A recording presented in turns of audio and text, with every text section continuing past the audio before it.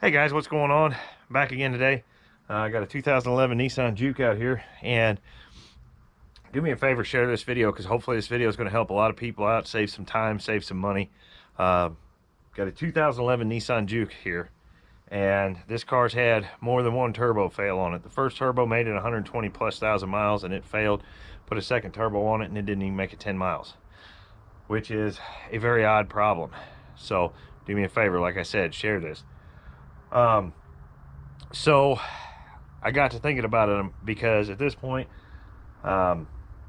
this has become a pain in my backside, because this is not my car. I'm doing this for a friend, and this is not an easy job to put a turbo on this car. It's kind of a pain. It's not horrible, but you know, I'm not working on a lift, I'm working on the ground, and it's kind of cold outside, so you know, having to do this more than once is not something you want to do. So I got to thinking about it. Why would a turbo fail? Well, if I pre-prime it like I'm supposed to, I crank the car over to bring the oil pressure up before I start it, disable the ignition system so it doesn't start, just crank it over to bring the oil pressure up, there shouldn't be a reason why this turbo would fail. That's everything that the turbo manufacturer recommends. So I got to thinking about it, and the only thing I could come up with is we've got an oil supply problem. So this line right here with this banjo fitting that I've got in this cup runs down to the top of that turbo. Now, before anybody screams at me, this turbo's already toast. I bore scoped it, and I could see where the intake, the impeller fins have caught the housing, so I know the bearings are gone in it. So I'm going to run this experiment. Now this turbo, this oil line, it's really hard to see, but it runs right down there to the back side of the head, and it's another banjo bolt. So I've got it run into this cup, and I'm going to start the car. I'm going to try and get you guys where you can see this fairly well. Hopefully you got a good view there. There we go. That should be a little better. We're going to start the car, and we're going to see how much oil we get out of that when the oil pressure comes up. That's going to tell us whether or not we've got an oil supply problem.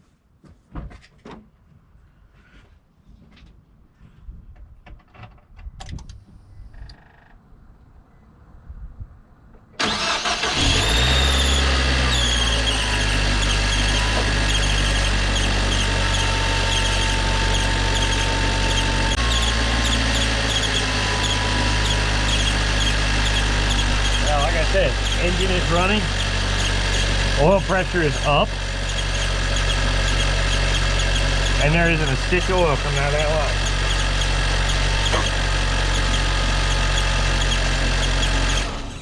line. By that point, my oil pressure should be up. As you can see, I have absolutely no oil in this cup whatsoever, not even a drop.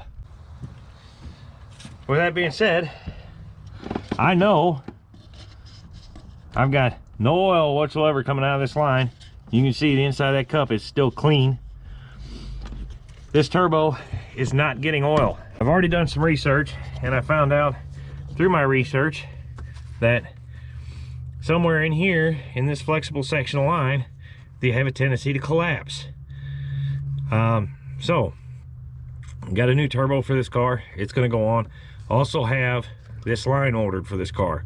We're going to replace that line, and that should fix the problem.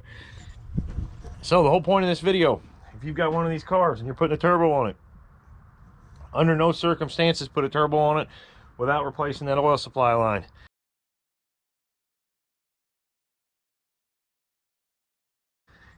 If you put a turbo on one of these Nissan cars, make sure you replace that oil supply line, or at least verify that it is not plugged up. Otherwise, you're going to potentially be back in here doing it again. I have never run into this issue on any other vehicles with turbos, whether it be a Ford EcoBoost, whether it be a VW. I put turbos on TDI Jettas. I put turbos on diesel trucks. Never have I run into this problem before, but there's always a first for everything. So, like I said, please share this video. Do me a favor. Any questions you got, drop them down in the comments. Subscribe to the channel for me. And please hit that thumbs up button. That just helps the channel out. Not asking you for any money or anything else. I'm just asking you to subscribe. Give me a thumbs up. So, thanks for watching, guys. We'll see you on the next one. Hopefully this helps you out.